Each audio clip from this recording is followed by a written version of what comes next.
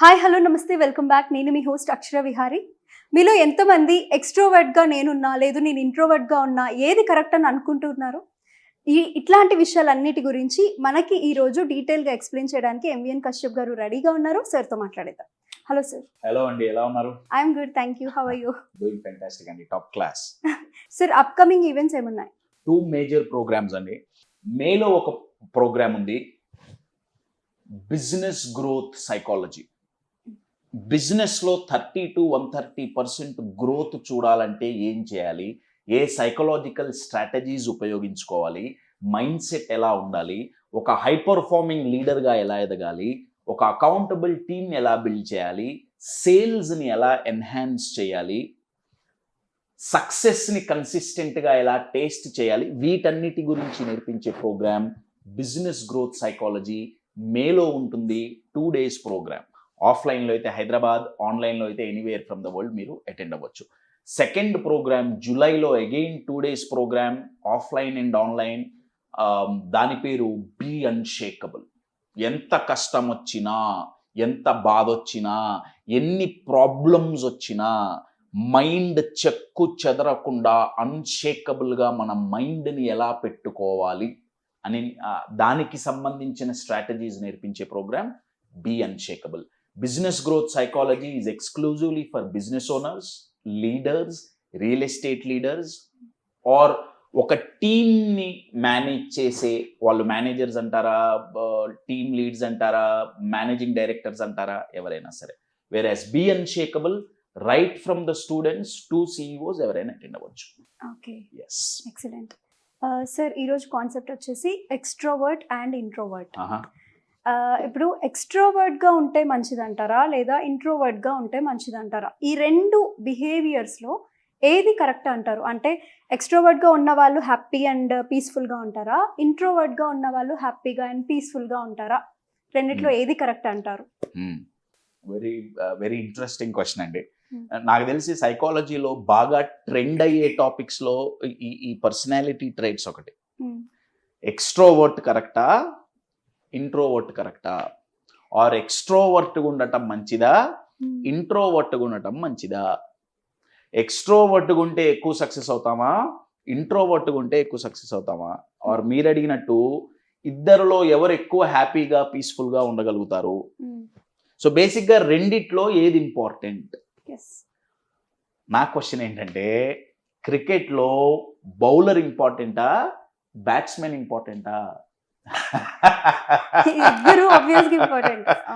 కారులో స్టీరింగ్ ఇంపార్టెంటా, యాక్సిలరేటర్ ఇంపార్టెంటా?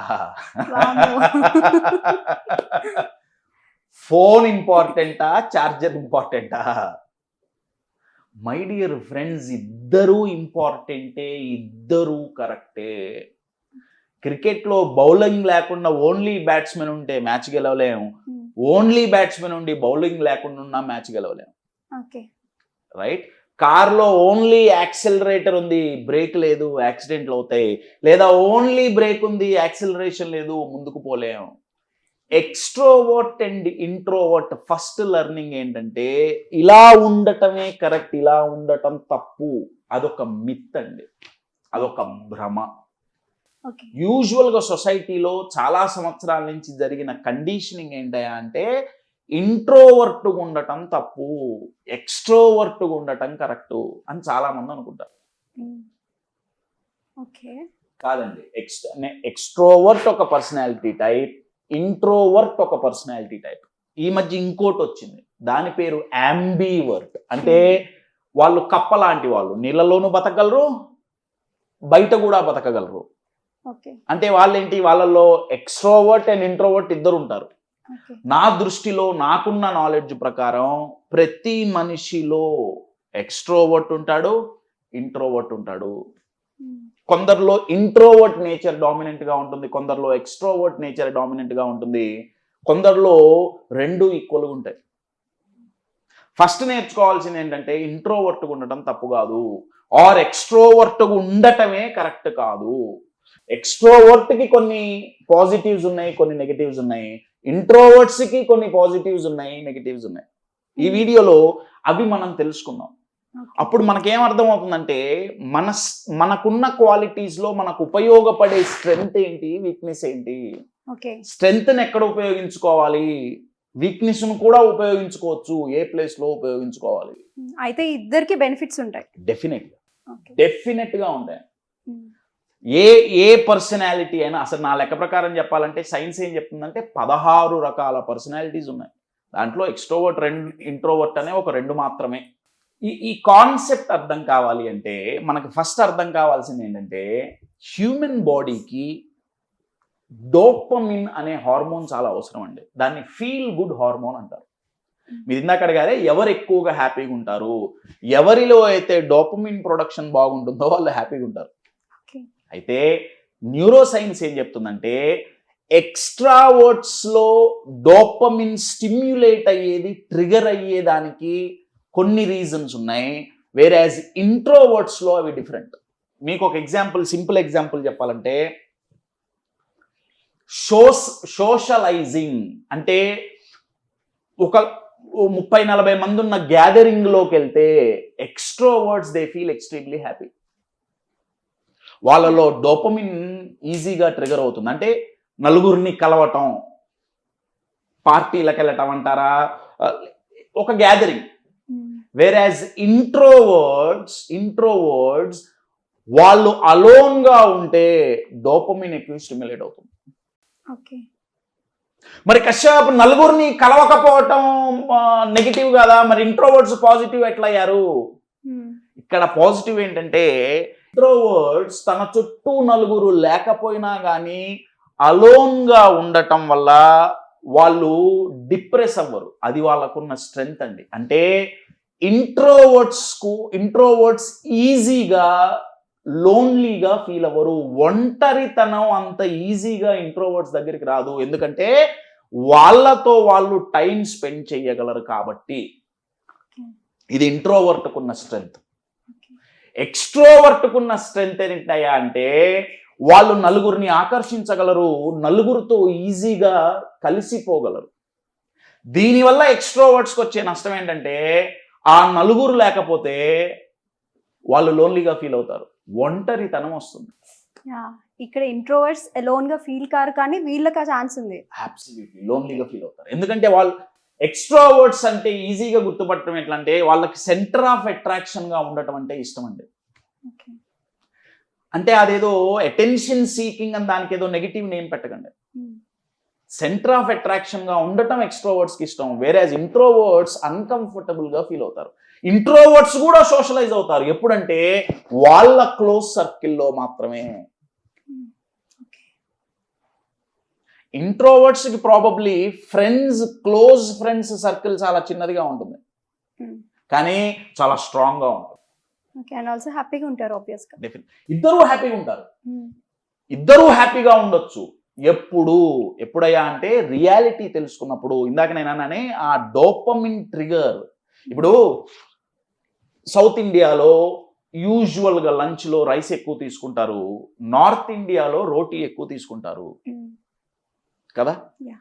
ఆకలి అనే దాన్ని ఎలా తీర్చుకుంటున్నాం? అన్నం తిని తీర్చుకోవచ్చు, రోటీ తిని తీర్చుకోవచ్చు, తప్పేం లేదు కదా. సిమిలర్లీ ఈ బాడీకి ఆకలి, మైండ్కి ఆకలి డోపమిన్ అండి. ఇంట్రోవర్ట్స్ ఎలా డోపమిన్ని తెచ్చుకుంటున్నారు, ఎక్స్ట్రోవర్ట్స్ ఎలా తెచ్చుకుంటున్నారు? ఇంట్రోవర్ట్కి ఉండే ప్రాబ్లం ఏంటంటే వాళ్ళు ఈజీగా నో చెప్పలేకపోతే వాళ్ళు ప్రాబ్లంలో పడతారండి. ఇది కష్టం వాళ్ళకి. ఇక్కడ కనుక ఇంట్రోవర్ట్ ఉండి మొహమాట పడేటట్లయితే చాలా ఇబ్బందులు పడాల్సి వస్తుంది. ఎందుకంటే ఈజీగా నో చెప్పలేకపోతే. ఇంట్రోవర్ట్స్ నో చెప్పలేరు అని నేను అనట్లా, ఎక్స్ట్రోవర్ట్స్ కూడా నో చెప్పలేరు కొన్నిసార్లు. చాలా మంది ఏమనుకుంటారంటే ఎక్స్ట్రోవర్ట్ అంటే కాన్ఫిడెంట్గా ఉంటారు. లేదండి, ఎక్స్ట్రోవర్ట్ కూడా భయం ఉంటుంది, సెల్ఫ్ డౌట్ ఉంటుంది, స్టేజ్ ఫియర్ ఉంటుంది. మీకు ఒక చిన్న ఎగ్జాంపుల్ చెప్తా. నేను కొందరి పేర్లు చెప్తా. Elon Musk, Bill Gates, Bill Gates, Steven Spielberg, one of the greatest director of all time in Hollywood. Elon Musk, Bill Gates, Steven Spielberg, వీళ్ళు వీళ్ళు జస్ట్ సక్సెస్ఫుల్ కాదండి, హై అచీవర్స్ లైఫ్లో యాజ్ వెల్ యాజ్ బిజినెస్లో. Twist ఏంటంటే వీళ్ళు introverts అండి. Okay. వీళ్ళు introverts. Steve Jobs, Bill Clinton, Oprah Winfrey, they are also high achievers. వాళ్ళు ఎక్స్ట్రోవర్ట్స్. నేను ఈ ఎగ్జాంపుల్ ఇవ్వడానికి కారణం ఏంటంటే ఎక్స్ట్రోవర్ట్గా ఉన్నా సక్సెస్ అవ్వచ్చు, ఇంట్రోవర్ట్గా ఉన్నా సక్సెస్ అవ్వచ్చు, ఎక్స్ట్రోవర్ట్గా ఉన్నా సంతోషంగా ఉండొచ్చు, ఇంట్రోవర్ట్గా ఉన్నా సంతోషంగా ఉండొచ్చు, ఎక్స్ట్రోవర్ట్గా ఉన్నా పీస్ఫుల్గా ఉండొచ్చు, ఇంట్రోవర్ట్గా ఉన్నా పీస్ఫుల్గా ఉండొచ్చు. సక్సెస్ అవ్వాలి, సంతోషంగా ఉండాలి, పీస్ఫుల్గా ఉండాలి అంటే ఎక్స్ట్రోవర్టా ఇంట్రోవర్టా కాదండి. మెయిన్ తెలవాల్సింది ఏంటంటే నా లిమిట్స్ నాకు తెలుసా, నన్ను నేను కంఫర్టబుల్గా ఉంచుకోగలనా. అర్థమవుతుందా అండి? ఇందాక నేను చెప్పినట్టు ఇంట్రోవర్ట్స్కు ఉన్న స్ట్రెంగ్త్ ఏంటంటే self analysis and self introspection. వాళ్ళతో వాళ్ళు టైం స్పెండ్ చేయటం వల్ల వాళ్ళు వాళ్ళ తప్పులు వాళ్ళు ఈజీగా కనుక్కోగలుగుతారు, ఎనలైజ్ చేసుకోగలుగుతారు. దీనివల్ల వచ్చే చిన్న ఛాలెంజ్ ఏంటి అంటే డిసిజన్ మేకింగ్ లేట్ అవుతుంది. You're getting it? Whereas extroverts ఉన్న ఛాలెంజ్ ఏంటి అంటే self awareness and self introspection కొంచెం తక్కువ ఉంటుంది. ఎందుకంటే they are fast decision makers. వాళ్ళకున్న స్ట్రెంగ్త్ ఏంటయా, they take decisions very fast. తప్పులు కూడా జరుగుతుంటాయి కానీ అట్లా, కానీ సెల్ఫ్తో టైం స్పెండ్ చేయరు. You're getting it? థర్డ్ వచ్చిన ఛాలెంజ్ ఏంటి అంటే ఇంట్రోవర్ట్స్కి ఉన్న అద్భుతమైన స్ట్రెంగ్త్ ఏంటి అంటే దే ఆర్ అబ్జర్వర్స్ అండి. వాళ్ళు అబ్జర్వ్ చేస్తూ నేర్చుకుంటుంటారు. దానికి వచ్చిన ఛాలెంజ్ ఏంటయా అంటే వాళ్ళు హెల్ప్ కావాలంటే అడగలేకపోవచ్చు. మనం చేసుకుందాంలే, అడగటం ఎందుకులే. వాళ్ళ ఇమోషన్స్ని వాళ్ళు ఎక్స్ప్రెస్ చేయకపోవచ్చు. అబ్సల్యూట్లీ. ఇంట్రోవర్ట్ ఉండటం తప్పు కాదు, కానీ ఇమోషన్స్ని కంట్రోల్ చేసుకోవడం తప్పు. వేరాజ్ ఎక్స్ట్రోవర్ట్స్ వచ్చేసి వాళ్ళకేమన్నా ఛాలెంజ్ వచ్చినా, ఏమన్నా ప్రాబ్లం వచ్చినా ఫస్ట్ నలుగురు ఉండాలి వాళ్ళకి. ఆ నలుగురితో మాట్లాడేయాలి, చెప్పేయాలి, కక్కేయాలి. వాళ్ళ కడుపులో ఏమీ దాగదు. దీనివల్ల వచ్చే ఛాలెంజ్ ఏంటంటే వాళ్ళు ఒక ప్రాబ్లంకి సొల్యూషన్ ఎతకాలి అనుకున్నప్పుడు ఆ నలుగురు లేకపోతే ఛాలెంజెస్. అయ్యో ఎవరు లేరు. Correct. So my dear friends, ఒక లైన్లో ఆన్సర్ చెప్పాలంటే ఎక్స్ట్రోవర్ట్ కరెక్టే, ఇంట్రోవర్ట్ కరెక్టే. మనం ఏ క్వాలిటీ ఏ టైంలో యూస్ చేస్తున్నాం అనేది మేజర్ ఇంపార్టెంట్ అండి. నేను ఇంట్రోవర్ట్ని కాబట్టి చాలా మంది నమ్మకపోవచ్చు, బట్ నేను ఇంట్రోవర్ట్ అండి. కానీ నేను నా ప్రోగ్రామ్స్కి వెళ్ళినప్పుడు ఆర్ ఒక సోషల్ గ్యాదరింగ్కి వెళ్ళాల్సి వచ్చినప్పుడు నాలో ఉన్న దాగున్న ఎక్స్ట్రోవర్ట్ బయటకు వస్తాడు. నేను చెప్పేది అదే అండి, ఇది తప్పు ఇది కరెక్ట్ అని ఆలోచించటం మానేయండి. ఇది స్ట్రెంగ్త్ ఇది వీక్నెస్ అని ఆలోచించటం మానేయండి. సిచ్యువేషన్కి తగ్గట్టు నాలో ఉన్న క్వాలిటీ ఏది ఉపయోగపడుతుంది, that's the most important thing. So ఎక్స్ట్రోవర్ట్లు కరెక్టే, ఇంట్రోవర్ట్లు కరెక్టే.